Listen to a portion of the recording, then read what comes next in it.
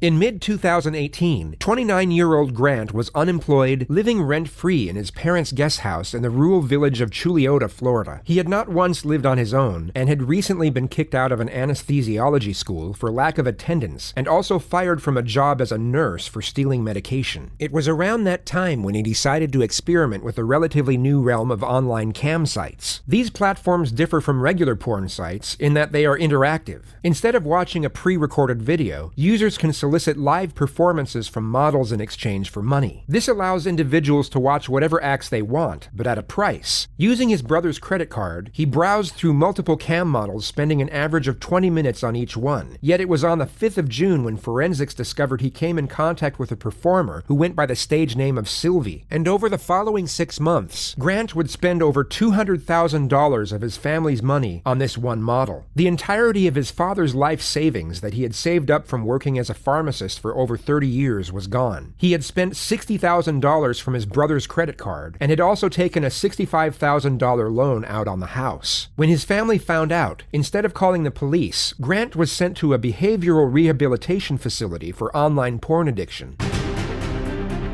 The more we try to run from shame, the stronger it becomes. When Grant got back from rehab on January 4th, his father presented him with a 2-page list of rules he was required to follow if he wanted to continue living at home. One of the conditions was that he cease all communication with Sylvia immediately, but it took just 3 weeks for the family to discover that he had broken the contract and re-established contact with the model via Twitter. On January 24th, when Chad Amato got home from work, he reportedly confronted Grant over his disregard, and the two of them got into a heated argument which almost turned into a physical altercation. Grant was then kicked out of the house, and for the first time in his life, he was on his own. Shortly before 9 a.m. the next morning, police received a call from Cody Amato's girlfriend, alerting them that he had failed to show up to work that morning and hadn't responded to multiple phone calls. They arrived at the residence at 9:17 a.m., and once knocks on the front door went unanswered, they were able to gain access with a knife via the back entrance. Chad, Margaret, and Cody Amato were all found lying dead on the floor with gunshot wounds to the head from a 9mm handgun. Grant became the immediate prime suspect, as a witness statement from Cody's girlfriend advised police of the confrontation that had occurred the night before, as well as the collection of bizarre circumstances that had led to that point. He was traced to a hotel in Orlando.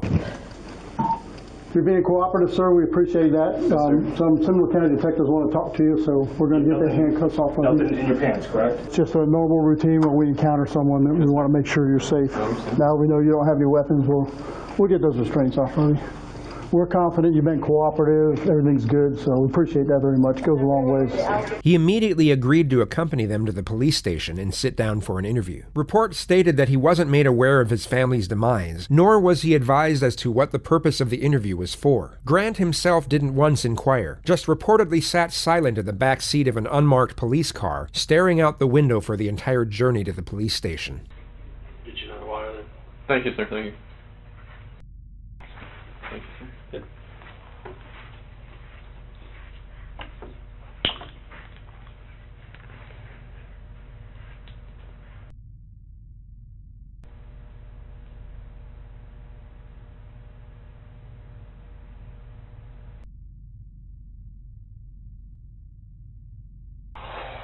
So you got to walk through coke or anything? No. I'll hold off on that. Okay. Hi, I'm Eva. Hi. How are you?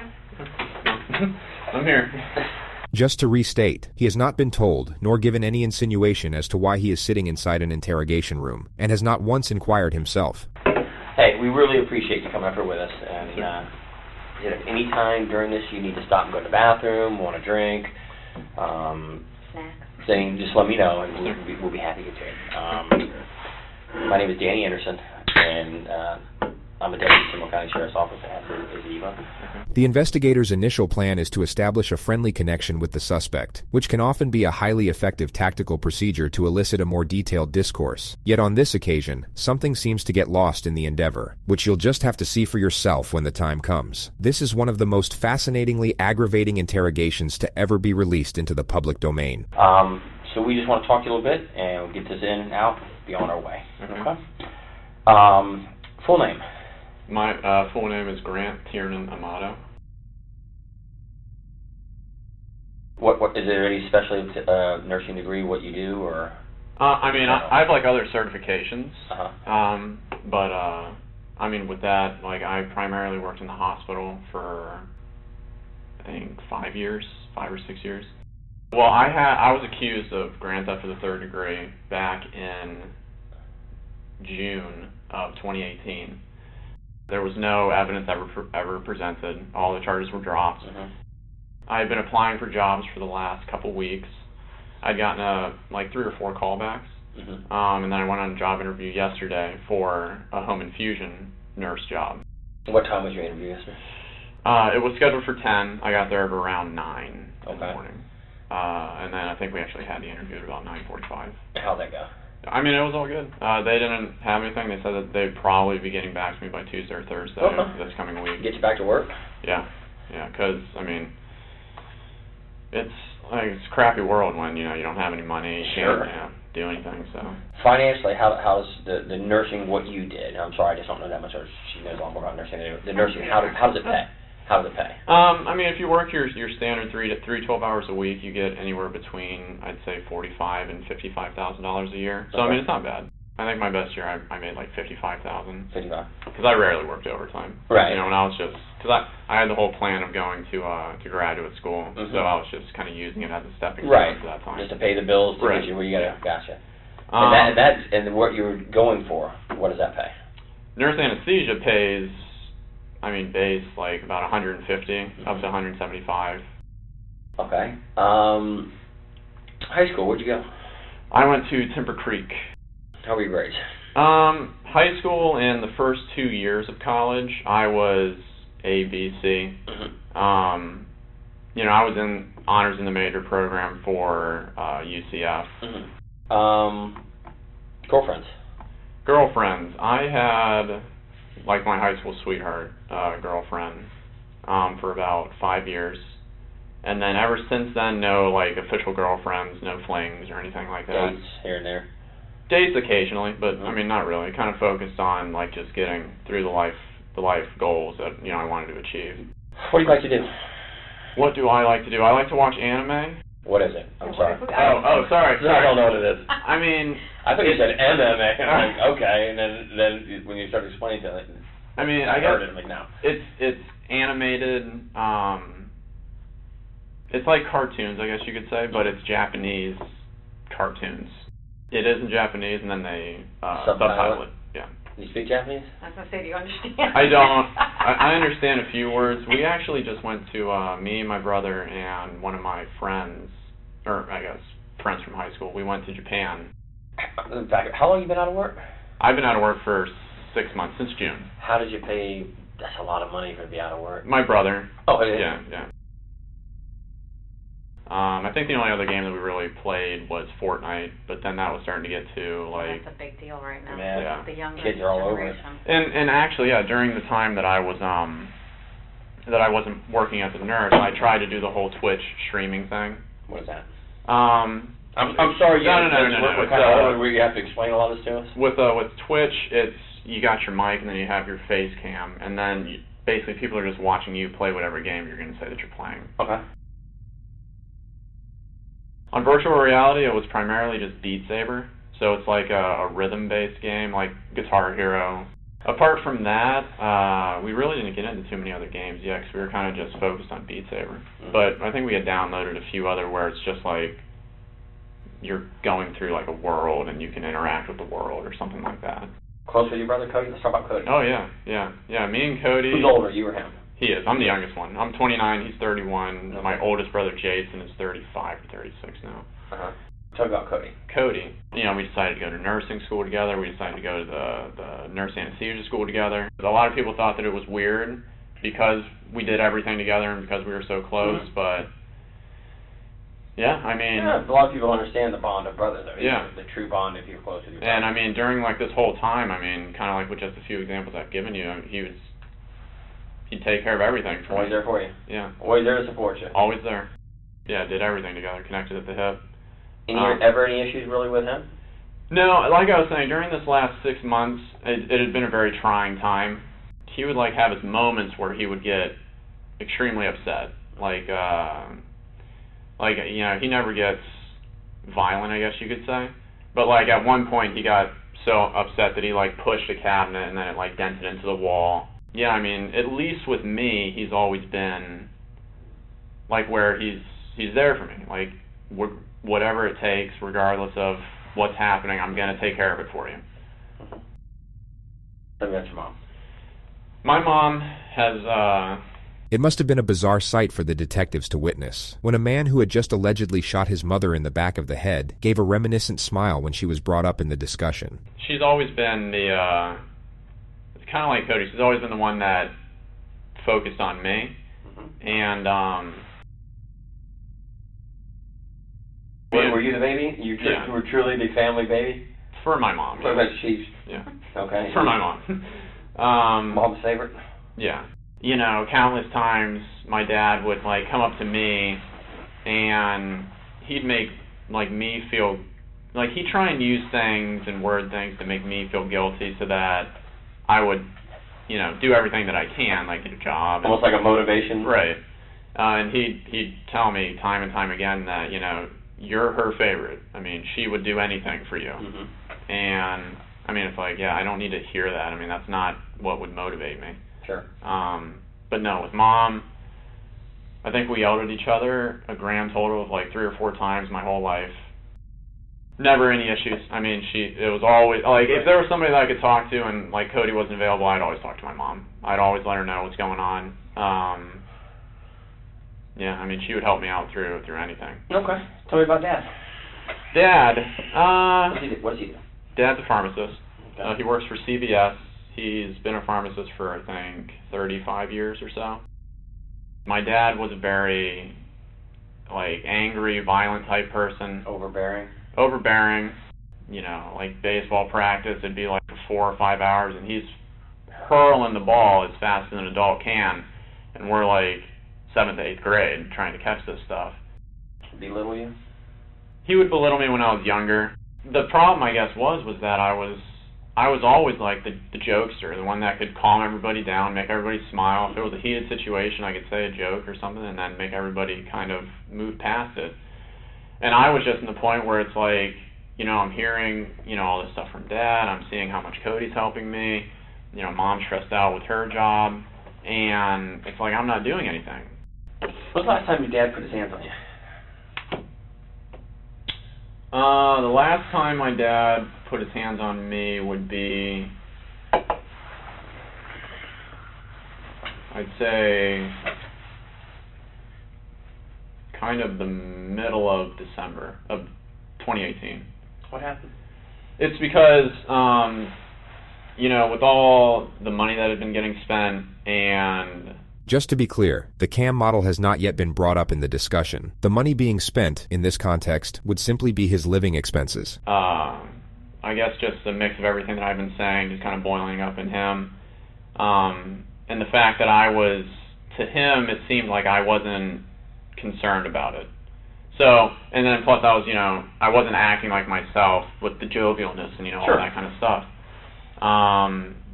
My father chose to admit me to like a depression or an addiction clinic or something like that in Fort Lauderdale called Cornerstone. When was that? That was December 22nd. Okay. Until I think January 4th. Did you agree to go? I didn't, but they said that, you know, this was your only... Who said? My dad. Okay. And that was in Fort Lauderdale? Yes, yeah. Did your mom agree with it?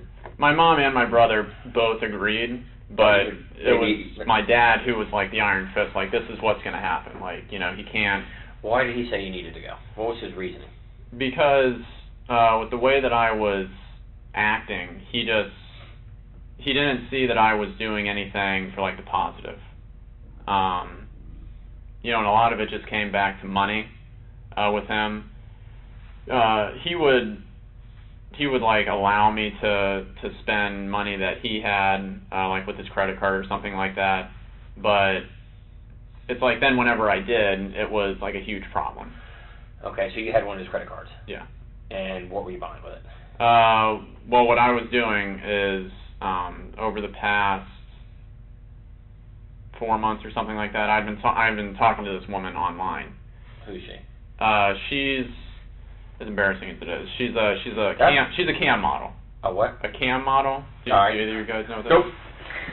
Just like all the videos, you have to tell us. A cam model, it's like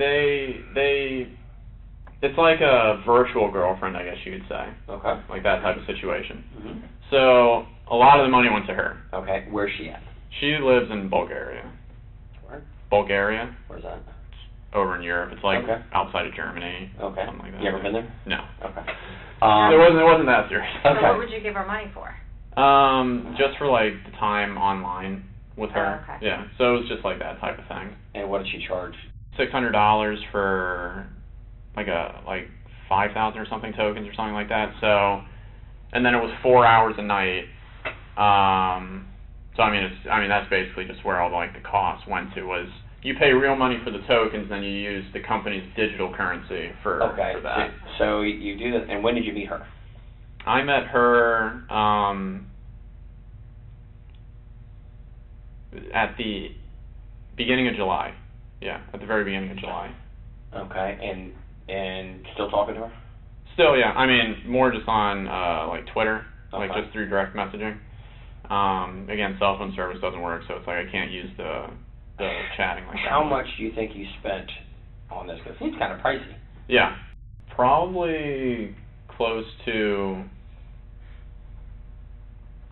like $200,000, I'd say. $200,000? Yeah. And where'd the money come from? Money came from me, my brother, and then my dad. Did they know where the money was going to? They didn't know that it was going to a cam model. What did you I tell was them? saying that it was going towards my Twitch streaming, like Beginning stuff. like advertising, like putting my name out there and that type of thing. So I guess to like bring it all back with why I was brought to Cornerstone, it was a mix of all of those things. It's like he felt like, you know, he felt like You need to be grounded. yeah. And so then I was there, you know, I spoke to like the therapist and psychiatrist and all that stuff. I didn't need any medications for anything. They had analyzed it as, this is an isolated event. You've been out of work, you have this PTSD from the whole getting arrested thing, and I mean, the last thing on my record was, I think, a speeding ticket back when I was at UCF. They had signed me up, I think, to be there for 60 days, but then I was only there until January 4th. So Who paid for that? my brother, Cody. What was the cost of that, do you know? $15,000. So their final diagnosis of you was what? That I was fine. That Didn't need to be there. yeah. That I was fine. I told them all about like my living situation and how it had been stressful, and then it got better, and then now it's just stressful again. But they had all just said that it was just this isolated Just event. situational PTSD from. Right. When I got back, that's where my dad started to get really kind of overbearing, and I mean rightfully so. I know what I did, but it's like with him, it was every single day, hours a day. Hours a day. He'd come home from work, and then he would just talk to me just about the same exact thing over and over and over and over and over again. When was the last time that you and your dad did have, you know, a heated conversation? It would be Thursday, because one of his rules was that I wasn't allowed to talk to the woman anymore that I had been talking to. But I guess you could say behind the scenes, my mom would let me talk to her through her cell phone using Twitter. So yeah, anyways, on Thursday, he had apparently found out that I was speaking to her again. You know, it wasn't really my intention to continue talking to this woman, but it just kind of happened. And then because there was like that emotional connection, I guess you could say, between her and me, like I like, you know, it felt like a relationship. You know, I didn't want to just stop cold turkey on it. So Thursday, you're home all day Yes. with your mom. Like she works at home. Correct. Yes. Your dad's at work. What's his normal work hours? He works until, I think he had to go in early that day, because he had to start like doing overtime or something like that. And he normally works though from like 5 or 6 in the morning to, I think he gets home between like 5:30 and 6 at night or something like that. What time did you get home that day? He got home at like 5:30, and then he came in and then he asked me, in a calmer state, I guess you could say, Like, basically the leading question of, you know, why do you think we're about to have this conversation? Giving me, I guess, that opportunity to be honest and truthful, to maybe tone it down a little bit. I, of course, did what I always did, where I kind of didn't admit to it. And then he came out and he told me that I had been doing that. He had proof. Yeah. Have an argument? Yeah. He kind of, you know, pulled me up from the couch, and then he was yelling at me to pack my shit up and just get out of the house. That he was the one who had to be the hammer, and that, you know, why am I making him have to go through this, and all this other kind of stuff. Okay. I had my argument, and then I'm packing my stuff. I'm, you know, taking it out to the car. It took me like a couple hours to get as much as I could, just kind of out into there. So I left. Okay. And then. What time do you think you left about? Oh, God. 9 or 9:30 or so. He goes on to state that he met up with his brother soon after on the side of the road. And what was the conversation? Conversation was basically that he was brought up to speed, you know, and that he would take care of it. He was brought up to speed by what? This is Grant attempting to frame his brother for a double murder-suicide. You will see this quote brought up repeatedly from this point forward. He was brought up to speed on, like, why I'm out here. Who brought him up to speed? My mom. Oh, so she talked to him? Yeah. He told you that Mom had talked to him? Right. Do you think that's why Cody left work? According to Grant, Cody had left work a few hours early to meet up with him on the side of the road. Cody had indeed left work early, yet it wasn't to meet up with Grant. It was later proven that while Margaret Amato was sitting at the computer sipping on a glass of red wine, Grant shot her in the back of the head. He then lay in wait for his father to return to the house, then shot him twice in the head as he entered the kitchen. Cody then received a text from his father's number, asking him to come home urgently. Forensics believed that he was very likely pleading for his life soon after he entered the front door. He was found by police with a gunshot wound to the face, lying in the fetal position. His credit card was stolen, with a purchase made to a campsite for $600 and estimated 30 minutes later. I mean, in my mind, I was just thinking, oh, he had been let off work early like three times already this week. So I was just like... 10, 15 minutes you talk to Cody. Right. You have the conversation, and he leaves to go home. Right. And you leave to go where? And then I stay in that general area just so that if anything happens, somebody like knows where I am. Yeah, I mean, I was staying in that general area, and then I decided to go to Publix. He just referred to the Publix supermarket parking lot. This is where he used the free Wi-Fi to log on to the campsite with his dead brother's credit card. Which was about what time? Like, between like midnight and 1, I think. Yeah. And you go to Publix midnight 1, and how long did you stay there till? I stayed there until like 7. Slept there last night? Talked to anybody? I messaged the girl that I'd been talking to on Twitter. Yeah. On Twitter, so you have to pay for it. Right. Did she respond back to you? I think once. The discussion is then brought back to his last meeting with Cody. And then, when you left Cody, what did he say he was going to go do?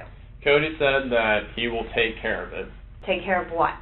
Just the situation that was at hand with whatever he had been updated with from my mom. Did he tell you what he was updated? He had told me the reason why, like, I had been kicked out.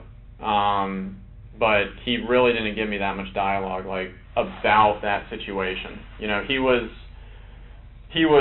miffed a little bit because, you know, he had just gotten off work and now he has to go deal with this. But what was your demeanor? Like, what did Cody see you as? Like, were you like scared? Upset? Yeah, like I was scared because, I mean, like I said, it's the first time that I had been out of the house. We've come and talked to you. Okay. You rode up here voluntarily with us to talk to us. The detective will now initiate the first confrontation. Why do you think we're having this conversation? I honestly don't know, but I'm pretty freaked out at this point because, you know, it's, I mean, I know, like, how the situation was when I left. You're now about to see the lead interrogator's attempt at getting Grant to confess, in a manner so blatantly obvious that the suspect immediately sees through it. As a child, we're told the truth always is the best thing to do, correct? Correct. You agree with me? Yeah. And accidents happen, and things in the heat of the moment, things happen that we wish hadn't happened, but I do it myself sometimes. My kids will make me so aggravated, I'll snap at them and then walk away and say, wow, I wish I would not have done that. That was not very adult of me to snap at my child for something Yes, they're wrong, but I should be the adult and not snap at them. Right. Tell me what you think, because I can tell I've done this for a long, long time, and I read people, the way they act, and the way they talk to me, and the way they answer questions. There's something you want to tell us. I can see it in your eyes, I can see it in your body language, and just the way you act. Now's the time. Now's the time. If there's something you want to get off your chest and give us an explanation of what's bothering you, now is the exact time to do it.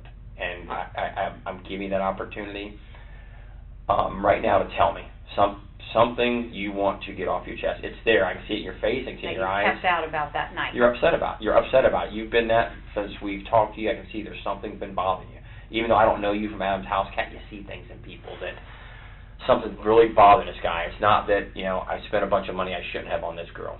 So be it. You did. It's over with. Money can be made back. Something's bothering you. I'm just worried about what is all transpiring from this. I think at this point right now, to be honest with you, Grant, you know what it is.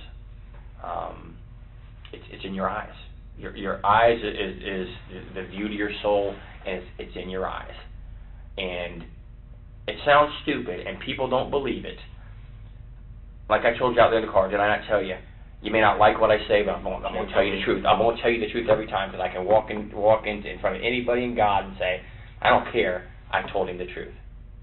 And we usually know answers before we ask it. Right. Me and Eva knew everything before we asked you the questions. Now's the time to come to Jesus, be honest, because you're holding something back. I can see it in your eyes. People don't believe that the police will help you, but we are actually here to help you with issues you may have. I think something happened, and you don't want to tell us, but right now is the time to get it off your chest. And I really wish you would, because it will make you feel better in the end. I genuinely don't have anything else that I can say about the night or the periods of time afterwards. There's only one opportunity to make that good impression, and if we've done something we shouldn't have done, you fess up there. You caught your hand in a cookie jar. Detective Dan's approach here is so incredibly outdated and predictable that it actually seems to boost the suspect's confidence. It's the detective, in fact, who gives off a nervous disposition. He'll begin stumbling over his own words while simultaneously mixing up his analogies, which never made a great deal of sense to begin with. You do it. Now, is there anything else that happened at the house that you didn't tell us, that you've left out, or we haven't asked you, that would be of importance? Or during the time that you drove around for those few hours? Did you ever really go back to the house that you haven't told us about? You'll also notice the female detective interject with something useful every now and then. But unfortunately, she's not the one leading this interrogation. That would be the detective who keeps bringing up Jesus, to a guy who just murdered his family to go jerk off in a parking lot to a Bulgarian cam model. I know things that you don't know. And honesty will get you all the things I can do for you, to be honest. I can't deal with someone who lies to me, right, but I'll deal with someone and help them till the end. No matter what, believe it or not, that's just me, and she'll tell you, it's what it is. I'm going to be honest with you. I'm going to say, if I can do something that can help you, I'm going to help you, because every one of us make mistakes and do things we shouldn't have done in the heat of the moment to protect ourselves or to protect somebody else. It happens. Now's the time. Now is the time. So what do you think To happened? be honest. I think that there was something that obviously happened at the house. Tell me what happened. I don't know what happened. I know better. Listen to me. I know better. I can help you, Grant, with honesty. I can help you with honesty. We think something else happened before you left the home, that you're either afraid of or embarrassed to talk about. But we need to know exactly what happened, because like Danny said, we can place you there at certain times. And so we need to know what happened before you left that house, because you didn't leave with everything being okay. I honestly, I don't have anything else that I can really say. I mean, I don't know. Do you even know why law enforcement got involved? Like what brought us to that home? No. Once you start telling me something that's truthful that I know, then we're going to have a conversation of exactly what happened. I mean, you're a smart guy. You know something's happened at your home. You have law enforcement here. You haven't heard or gotten any emails from your family. I'm just scared as to what the answer is. Well, you need to help yourself by filling in the blanks of what happened that night so we can give you the answer. Did anything more happen with you and your father besides him grabbing you up from the couch and yelling at you and kicking you out? Anything at all? Did he harm you, hit you? No. Draw any weapons on you? No, he didn't do anything like that.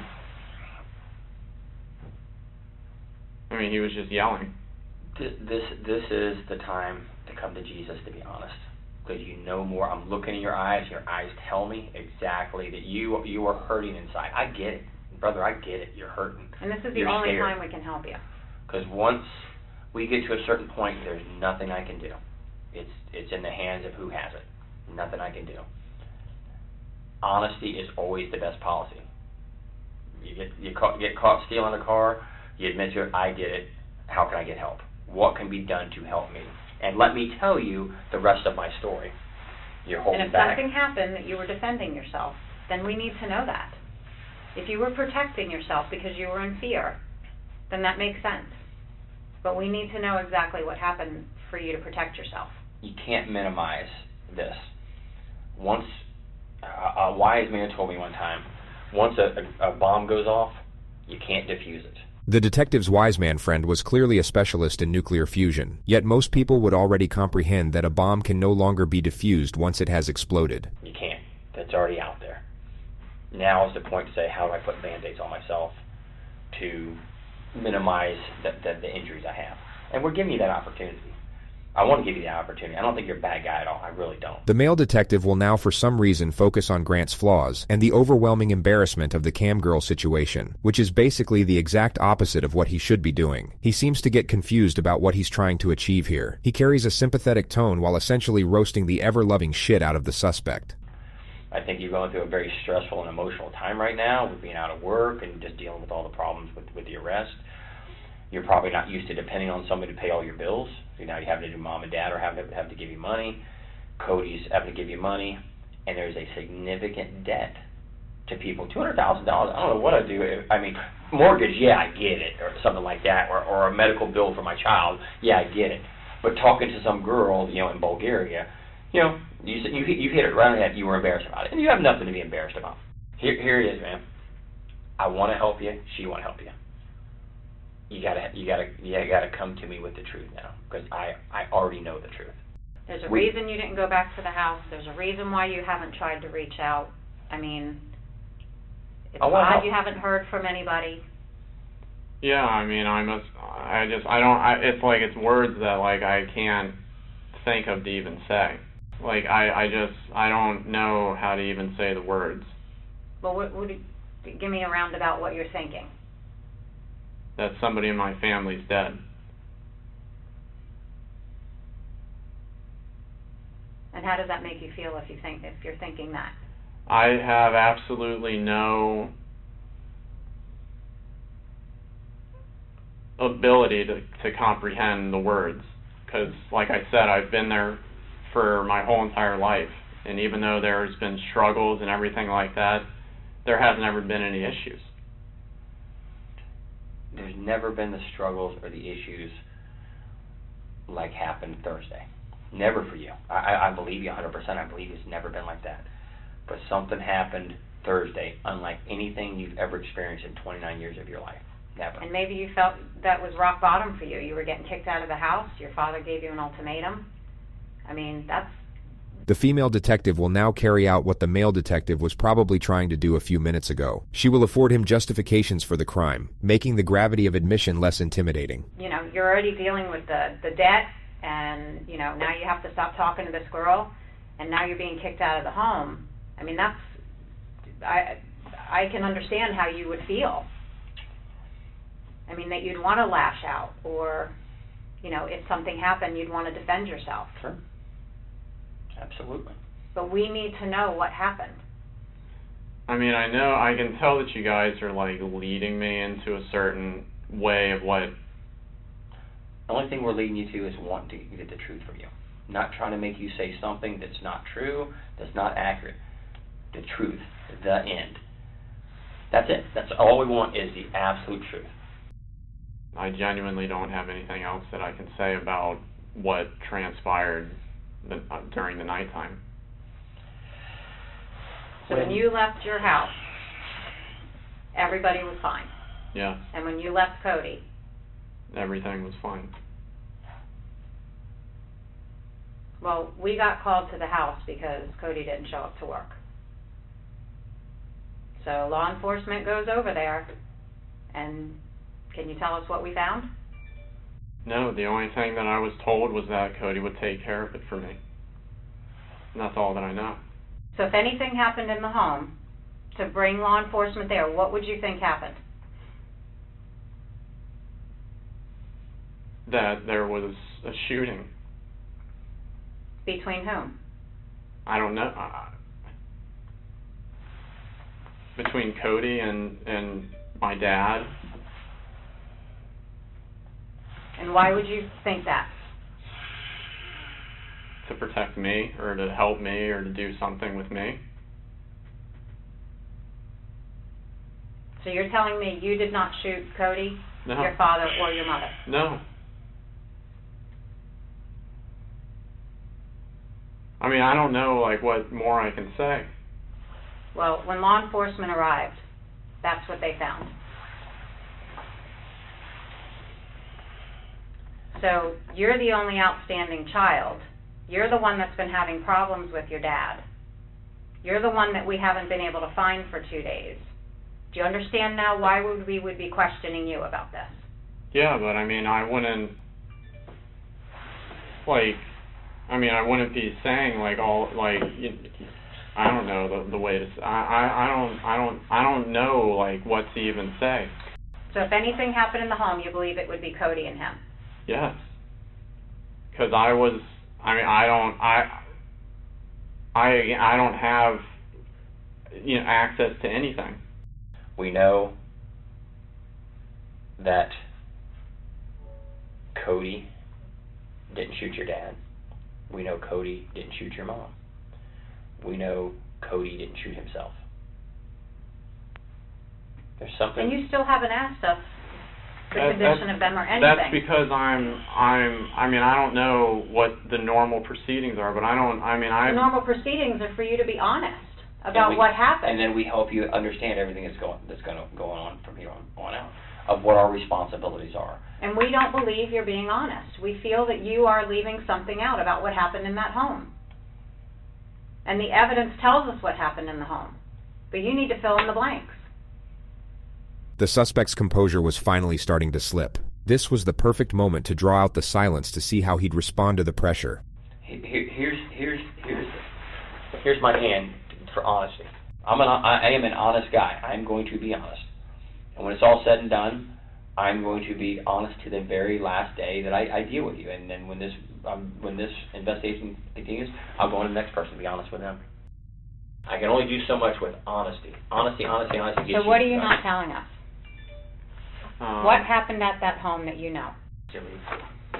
Did you leave the house with your brother Cody looking like that? Or did you leave the house with your father looking like that? Or your mother? Is that how you left your family?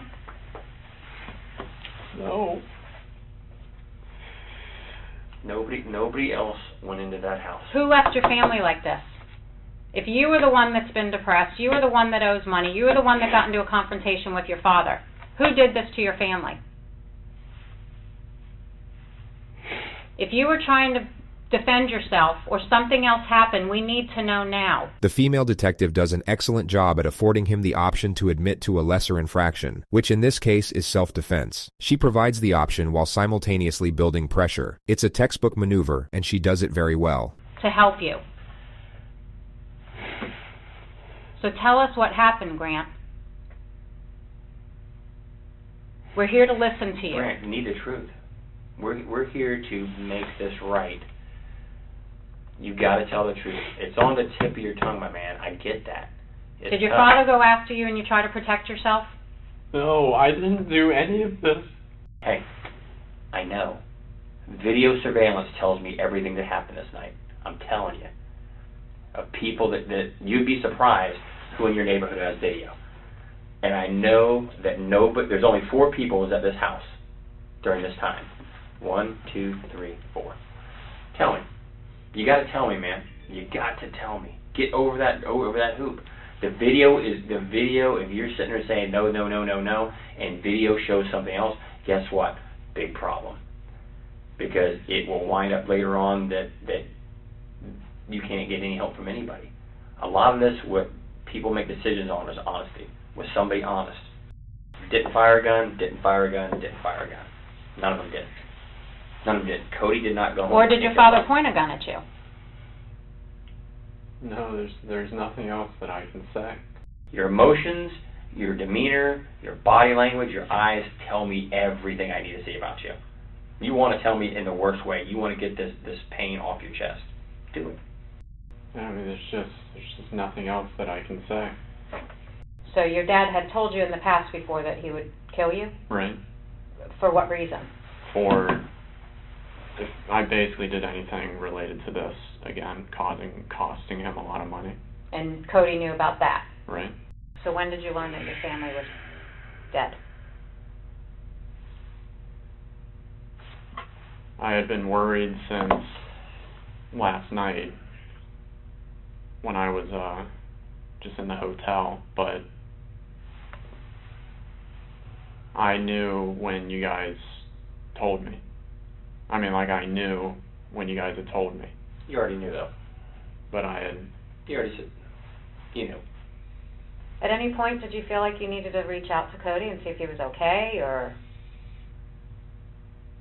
I just didn't want to call anywhere. I just didn't want to know. We understand your father was abusive, and we understand that he was the asshole. And if he threatened you, that he was going to kill you when you came back, you were probably in fear, were you not? So did your brother come home to try and defend you, and then this gunfight happened, and you got so scared that you left? This version of events would obviously clear Grant of any wrongdoing. The detective is hoping he takes the bait so that he changes his story, and can then be placed under arrest for lying to police. No, I mean, I had left when I had said that I had left. I just don't know where else to go to get you to come around, because it does not make any logistical sense of what you're telling us. It doesn't. If these two got in a shooting, we would know. We would know they shot each other. We'd know that. But why Mom? Things just got so bad and out of hand, like never it's been before in your life. Never been here before in your life, or your family's life. He's pissed. His future, his retirement, his plans are being upset by you because of the financial cost. I would almost bet this is just a horrible, bad incident that on any other day wouldn't happen. But you and me both know, as does she, what happened that night. I don't have the answer for anything else. Okay. This is the last time before I'm gonna walk out now, and then I'm done. Then I'm done for good. When I'm done, I'm done. I don't have anything else that I can say.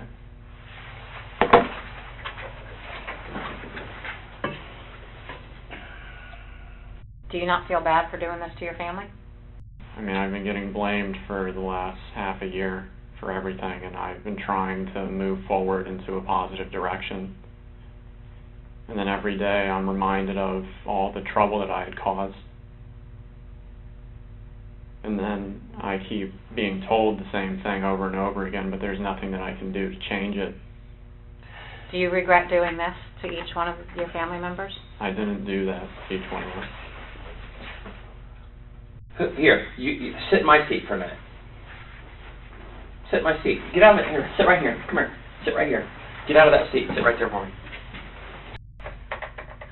The suspect still isn't sitting in his seat. Two things that happened here today. Two things. You're a guy swimming out in the middle of the ocean, and we're going to give you one of two things based on you. You can have a life preserver to keep from drowning, or you get the boat anchor. And it's, which one do you want? Because we will give you whichever one you ask for. The life preserver, the boat anchor. No, I want the life preserver, but I've said everything that I can. You want it, and I believe you do, but you have not said everything you can say. But there will be a time where you ask for that life preserver. I can't give it to you. I can't. Once I cross a line I gotta step over, can't do it. Won't do it. Think about that. I want to talk to her for a minute. Think about the last life preserver I can give you. Think about it. Take a few minutes just to reflect on it, and then we'll come back to you in a couple of minutes, and then we'll go from there. And what happens is what happens. Fair enough?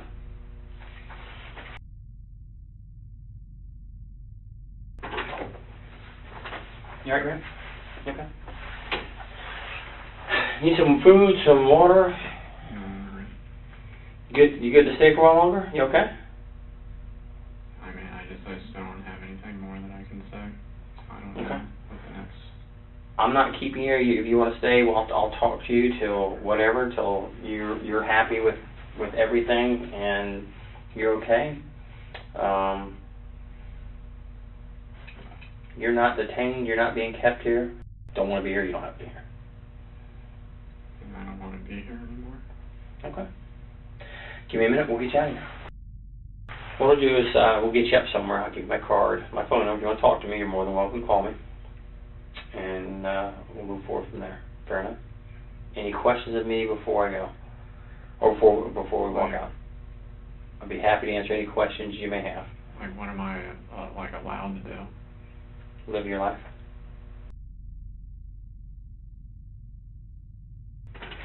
Hey man, we're right there at it. Jason's here. It's going to be a few more minutes. What I need to do is just for our investigation, get some pictures of you. We're going to collect your clothing. As soon as that's done, we'll get Jason here to talk to you.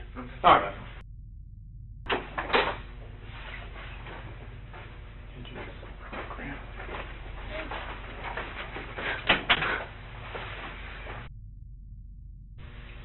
Alright, so I take it you know what happened.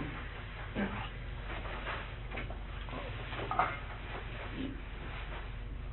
I'm going to ask you plain out. You are not part of it anyway. No. When's the last time you saw everybody? I left the house between midnight and 12:30. I want to believe you, Grant, but you're the last person that I could put in that house. And I know what happened over the last 6 months. Who else can I blame? How are we going to find out who did this? I don't know. I don't have the answers.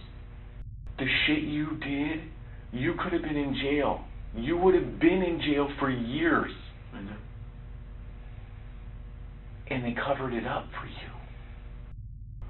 I'm scared for you, and I'm scared for myself, and I don't feel comfortable with you being around me alone. I'm sorry. I could take you physically, but if you have a knife or know where a gun is, I'm fucked. I need you to be honest with me, man. I need to have closure.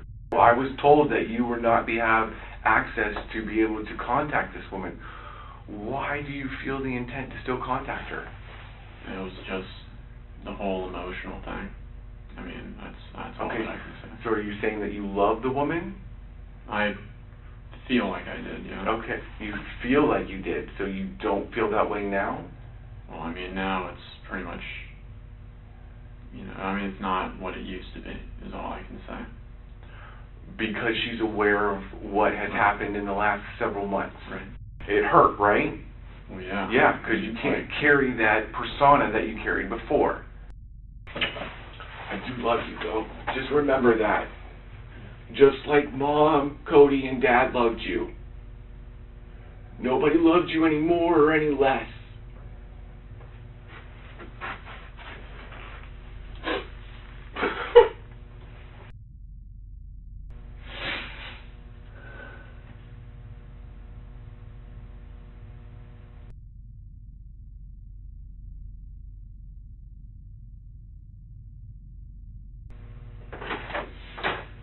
You have anything else you need to talk about before we let you go? Because now's your time. You know that. Like Danny said, once you're out of here, there's no coming back from this. We're giving you every opportunity to tell us what happened in that home that you have not told us. So you're aware that when you leave here, you're not going to have any chance to redeem yourself and tell us the truth after the fact. I understand. And you're okay with that. You can live with yourself knowing that you're not going to tell us the truth. I've said what I can say. Okay.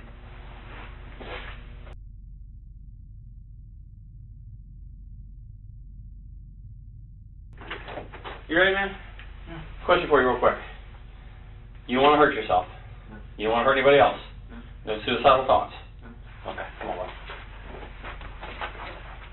Grant was arrested 9 hours later at his hotel. His trial began on August 12, 2019. Grant Amato was so obsessed with this woman. You're going to see from the evidence in this case, at 2:53 a.m. on January 25th, after leaving the house that contained the 3 dead bodies of his family, the defendant goes to a nearby Publix parking lot, logs onto their Wi-Fi, and uses his dead brother's USA checking account to pay $599.99 to get onto Sylvie's website at 3:02 in the morning. That's what this case is about. It's about his blind obsession with this woman, the end of the world as he believed it to be because of his family, and his absolute contempt for those that he held responsible. Verdict. We, the jury, find the defendant guilty of first-degree premeditated murder. Grant Amato was sentenced to life in prison without the possibility of parole.